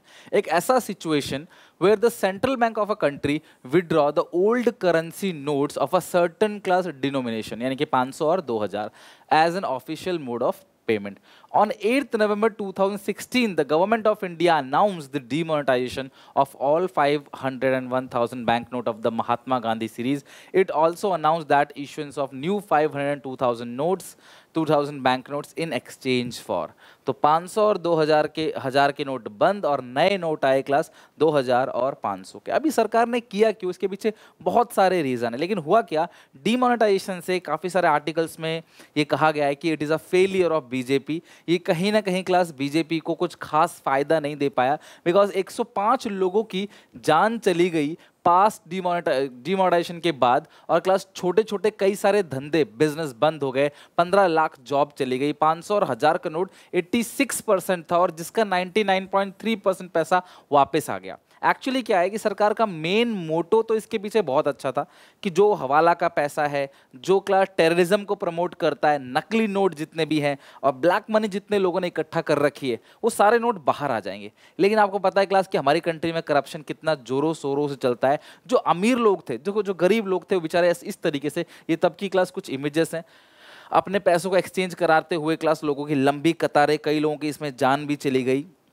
लंबी लंबी लाइनें क्लास बैंक में लोग परेशान होते हुए अपने खर्चा नहीं चला पा रहे थे, पैसा होते हुए भी लोगों के पास पैसा नहीं था सरकार के इस डिसीजन से। लेकिन अमीर जो थे, जो बड़े लोग थे, उन्होंने बैंकों के जो मैनेजर्स हैं, बैंकों के एम्प्लॉयज़ हैं, उनसे साठ गांठ करके क्लास या फिर गरीबों को लाइन में लगवा के उन्होंने अपना पैसा तो कन्वर्ट कर लिया, और जिस तरीके से एक्सचेंज वगैरह कमीशन वगैरह देके उन्होंने अपने पैसों को तो बना लिए, जिसकी वजह से क्या हुआ, लगभग 99.3% of demonetise money back in the system as per the RBI report. RBI report के अकॉर्डिंग क्लास 86%, मतलब 100 नोट अगर पूरे क्लास उसमें है तो 86% जो करेंसी है और 500 और 1000 की थी, वापस आ गया क्लास उसका 99.3%। तो यानी कि मेजरली पैसा जो है क्लास वो वापस आ गया, और इस तरीके से क्लास जो सरकार पकड़ना चाहती थी एक्चुअली क्लास वो पकड़ नहीं पाई। एम ऑफ डिमोनेटाइजेशन बहुत साफ है और एग्जामिनेशन के पॉइंट ऑफ व्यू से बहुत इंपॉर्टेंट है। क्लियरली क्लास इमेज शो कर रहा है, भैया नहीं कैश नहीं चाहिए, आप सीधा क्लास मेरे अकाउंट में डाल दो। ये बहुत अच्छा सिस्टम है क्लास, आप सीधा पैसा मेरे खाते में डालते हो। तो अगर मैं 1 लाख की सेल कर रहा हूँ महीने में, तो मुझे पता है मेरे खाते में 1 लाख आया है, और सरकार को भी पता है इसे खाते में 1 लाख आया है, तो कुछ छुपाने की जरूरत नहीं है, ब्लैक मनी क्रिएट नहीं होगी। सरकार का मेन मोटो क्या था, करप्शन को, अच्छा करप्शन जितना भी होता है, आपने कभी भी घूस अगर जिंदगी में किसी को देते हुए देखा हो, या खुद लिया हो, या लेते हुए देखा हो कभी भी, तो आपने देखा होगा वो हमेशा कैश में होता है, ताकि क्लास उसका कोई रिकॉर्ड ना रहे, कोई सबूत कल को ना आ सके। आपने पुलिस वालों को जरूर कहीं ना कहीं चालान कटते हुए घूस दिया होगा 500, 1000, 100, 50, तो यार कहीं ना कहीं आपने देखा होगा कि वो हमेशा कैश में होता है। आप पुलिस वाले से बोलोगे मैं आपको गूगल पे कर देता हूं, तो वो कभी भी एक्सेप्ट उसको नहीं करेगा। तो करप्शन को रोकने के लिए, बड़े बड़े लेवल पे लीगल एक्टिविटीज को रोकने के लिए, circulation of black money in the market, लोग क्या कर रहे थे, पैसों को घर में ना, दीवारों में, आपने मूवीज में देखा होगा, चिनवा देते हैं पैसों के बोरा भर भर के क्लास पैसे जो है ब्लैक मनी घर में इकट्ठा करते हैं।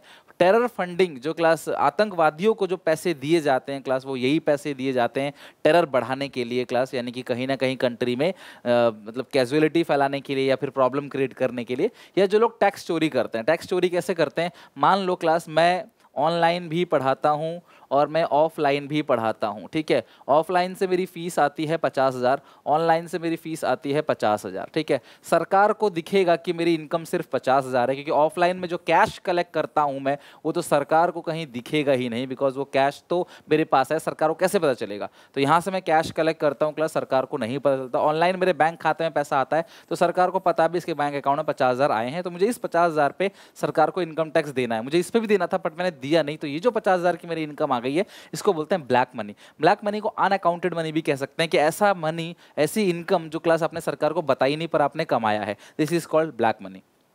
और ब्लैक मनी इससे क्या हुआ, मेरे को 1 लाख पे टैक्स देना पड़ता, अब मुझे सिर्फ 50,000 पे टैक्स देना है, तो 50,000 के टैक्स की मैंने चोरी कर ली। तो टैक्स की जो चोरी होती है उससे बचाने के लिए, और सरकार इवन कैशलेस इकोनॉमी को प्रमोट करना चाहती थी कि लोग कैश का कम यूज करें, है ना, ऑनलाइन पेमेंट्स करें, कार्ड है, कैश का जो पेमेंट है वो बहुत कम करे सरकार। ये सारे क्लास सरकार के मेन मोटो थे डिमोनेटाइजेशन करने के। तो aim of demonetisation examination point of view से बहुत इंपॉर्टेंट है, आप जरूर पढ़ के जाना।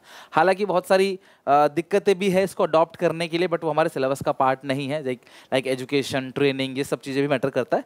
तो आपको एम ऑफ डिमोनेटाइजेशन पढ़ना है, और वो उसकी क्लास पॉइंट्स मैंने अच्छे से आपको एक्सप्लेन कर दिया। इसके अलावा भी कोई पॉइंट आपको लगता है तो you can write. Impact of demonetisation, अब डिमोनेटाइजेशन का इम्पैक्ट क्या हुआ क्लास? बैंक डिपॉजिट इंक्रीज, बैंकों में काफी पैसा आने लगा, सब लोग बैंकों के बाहर लाइन लगे हैं, तो पैसे देने के लिए लाइन लगे हैं, कन्वर्जन कराने के लिए। Decline in cash transaction, cash transaction कहीं ना कहीं कम होने लगा, पैसा था ही नहीं लोगों के पास, क्या कैश ट्रांजेक्शन करेंगे। अगला है डिजिटाइजेशन, यानी क्लास डिजिटल इकोनॉमी को प्रमोट किया गया, कैशलेस इकोनॉमी को प्रमोट किया गया। रियल स्टेट प्राइस डिक्रीज हो गया, आपने देखा होगा नोटबंदी के बाद जो रियल स्टेट प्राइस है वो डिक्रीज हो गया, बिकॉज रियल स्टेट में सबसे ज्यादा ब्लैक मनी चलती है। अगर आप कोई प्लॉट खरीद रहे हो 50 लाख का है, तो सरकार को आप सिर्फ 25 लाख ही दिखाते हो, 25 लाख वो आपसे कैश ले लेता है, और सरकार को 25 लाख पे आप स्टैंप ड्यूटी पे करते हो। तो रियल स्टेट का प्राइस जो है वो कहीं ना कहीं कम हो गया। Rise in income tax collection, सरकार के पास टैक्स कलेक्शन बढ़ने लगा, और इससे इंपॉर्टेंट है क्लास, तो इनकम टैक्स कलेक्शन जो है वो सरकार के पास बढ़ने लगा, और कहीं ना कहीं रियल स्टेट के प्राइसेस कम हो गए। फिर बाद में कुछ सालों बाद फिर नए नोट आए, उसके बाद फिर ये बढ़ना स्टार्ट हो गया आज की डेट पे, बट लेकिन उस टाइम पे कम हो गया था। ये था impact of demonetisation. Goods and services tax, one nation one tax का सपना देखते हुए क्लास 1 जुलाई 2017 को फाइनली हमारी कंट्री में जीएसटी एप्लीकेबल हो जाता है। एन इनडायरेक्ट टैक्स, जीएसटी होता क्या है क्लास? एक ऐसा इनडायरेक्ट टैक्स जो लेवी किया जाता है supply of goods and services पे, इसको बोलते हैं GST, goods and services tax. Parliament में पास हुआ 29 मार्च, लगभग 17-18 साल की मेहनत के बाद पार्लियामेंट में ये 29 मार्च 2017 को क्लास बीजेपी की सरकार में ये फाइनलाइज हो जाता है, पास हो जाता है, और 1 जुलाई 2017 से क्लास ये इफेक्ट में आ जाता है। 1 जुलाई 2017 से क्लास जो गुड्स एंड सर्विस टैक्स है वो अप्लाई हो जाता है।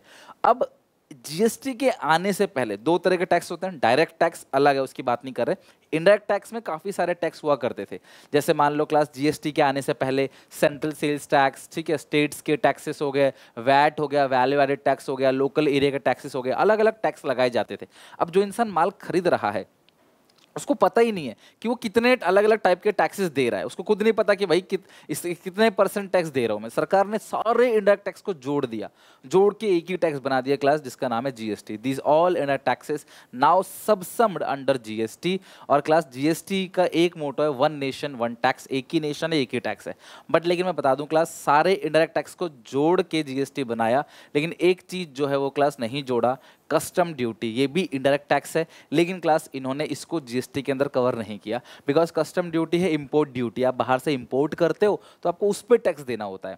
तो इंपोर्ट ड्यूटी को क्लास इन्होंने जीएसटी के अंदर कंसिडर नहीं किया, क्योंकि क्लास इनको ज़्यादा टैक्स लेना था जीएसटी में, जीएसटी से ज़्यादा टैक्स लेना था इंपोर्ट ड्यूटी पे। बहुत सारी चीज़ों पे जीएसटी नहीं, लाइक पेट्रोलियम पे भी नहीं है, सो दैट कि हम ज़्यादा टैक्स उससे वसूल सके। बिकॉज जीएसटी की जो मैक्सिमम लिमिट है ना वो 28% है।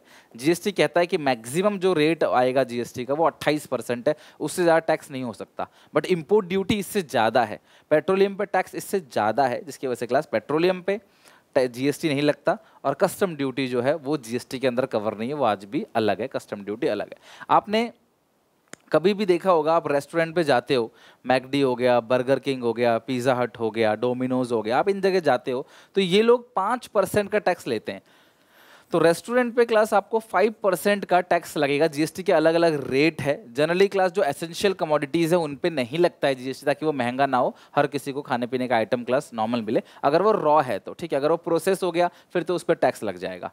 मास कंजप्शन की जो चीज़ें होती हैं, खाने पीने के जो आइटम होते हैं, इस पे सरकार क्लास आपसे 5% का टैक्स लेती है, जो जनरली जिसे बहुत ज़्यादा लोग यूज़ करते हैं, तो ये जरूरी चीज़ें हैं, तो इस पे टैक्स कम रहता है। स्टैंडर्ड रेट जो है वो आमतौर पे 12 से 18% है, कंप्यूटर वगैरह पे क्लास, खाने पीने की। अगर आप किसी 5 स्टार होटल में जाके वहाँ पे खाते हो तो वहाँ पे क्लास आपको खाने पीने की सर्विस मिल रही है, रहने वहने का मिल रहा है, रूम्स वगैरह, तो 18% टैक्स लगता है। बाकी कुछ और ऐसे कंप्यूटर वगैरह पे 12%, कुछ और आइटम पे 12% का टैक्स लगता है। बाकी जो डीमेरिट गुड्स होते हैं, महंगी लग्जरियस कार हो गया, एसी हो गया, है ना, एयर कंडीशनर हो गया, कार हो गया, और भी बहुत सारी चीज़ें हैं देखो, तो इन सब पे 28% का सरकार क्या करती है, जीएसटी लगाती है, ताकि इसको डिस्करेज करने के लिए सरकार सबसे हाई रेट इन चीज़ों पे लेती है। अब जीएसटी का मेन है, जीएसटी का स्ट्रक्चर कैसा है इंडिया में, ध्यान से अच्छे से क्लास सुनना। अब जीएसटी का स्ट्रक्चर क्या है इंडिया में, सबसे पहली बात, अगर आप एक स्टेट के अंदर सामान बेचते हो, यूपी से यूपी, पंजाब से पंजाब, बिहार से बिहार, हरियाणा से हरियाणा, राजस्थान से राजस्थान, कर्नाटका से कर्नाटका, अगर आप एक स्टेट के अंदर सामान बेचते हो तो उसमें क्लास आपको लगता है सीजीएसटी और एसजीएसटी, जितना भी टोटल टैक्स है उसके दो पार्ट बच जाते हैं। सीजीएसटी का मतलब होता है central goods and service tax, SGST का मतलब क्या है, state goods and service tax. मान लो आपने कोई सामान खरीदा यूपी से यूपी में, तो क्लास अब वो 18% आपसे जीएसटी लेंगे, 9% सीजीएसटी, 9% एसजीएसटी। आप कोई भी बिल उठा के देख लेना, अगर सेम स्टेट के अंदर आप सेल कर रहे हो विद इन सेम स्टेट, तो सीजीएसटी और एसजीएसटी लगता है और दोनों बराबर बराबर लगेगा। यानी ये पैसा सेंट्रल गवर्नमेंट कलेक्ट करेगी, ये पैसा स्टेट गवर्नमेंट कलेक्ट करेगी, ठीक है। लेकिन अगर आपने class different state, between states, एक स्टेट से दूसरे स्टेट, लाइक यूपी से आपने पंजाब, यूपी से आपने बिहार भेजा, यूपी से आपने उड़ीसा भेजा, यूपी से आपने कर्नाटका भेजा, राजस्थान भेजा, तो उसमें भी 18% ही लगेगा, लेकिन नाम उसका होगा आईजीएसटी। आई का मतलब होता है इंटीग्रेटेड। ध्यान रखना, ये सेम स्टेट का मतलब क्या है, इंट्रा स्टेट। अगर आप एक स्टेट के अंदर सामान बेचते हो तो सीजीएसटी एसजीएसटी लगेगा। अगर आपने क्लास अलग स्टेट में भेजा, integrated goods and service tax लगता है जब इंटर स्टेट होता है, एक स्टेट से दूसरे स्टेट में जब आप सामान बेचते हो, ठीक है। दिल्ली का अपना स्टेट लेजिस्लेटिव है, इसीलिए दिल्ली है तो यूनियन टेरिटरी बट है अपना स्टेट लेजिस्लेटिव, इसीलिए क्लास दिल्ली में भी क्लास अगर आप यूपी से दिल्ली सामान खरीदते हो तो आपको देखा होगा आपने, जो एनसीआर में रहते हैं अगर वो दिल्ली सामान खरीद रहे हैं तो उनके बिल पे आईजीएसटी लिखा आता है, ठीक है। अच्छा, विद इन यूनियन टेरिटरी, अगर आप यूनियन टेरिटरी में सामान लेते हो तो उसमें दो लगता है, with in same state CGST SGST. अगर विद इन यूनियन टेरिटरी है तो सीजीएसटी यानी central government goods and services tax, और दूसरा है क्लास सेंट्रल जीएसटी और UT GST, union territory GST और ये सेंट्रल। तो ये पैसा, आधा पैसा 9% रख लेता है सेंट्रल गवर्नमेंट और बाकी 9% यूनियन टेरिटरी रख लेता है जब यूनियन टेरिटरी में आपने सामान विद इन यूनियन टेरिटरी सामान बेचा है तो, ठीक है। अगर यूनियन टेरिटरी से बाहर आपने कहीं और बेचा तो आईजीएसटी।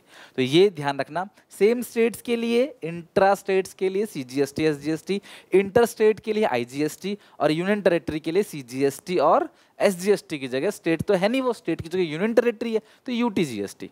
तो पुदुचेरी हो गया क्लास, ठीक है, इसके अलावा दिल्ली हो गया, इनका खुद का अपना स्टेट लेजिस्लेटिव है। अब ये कॉम्प्लिकेटेड चीज़ है, इसको मत समझो, बस ध्यान रखना इनमें यूटीजीएसटी नहीं लगता, इनमें आईजीएसटी ही लगता है। तो ये जीएसटी का स्ट्रक्चर हो गया।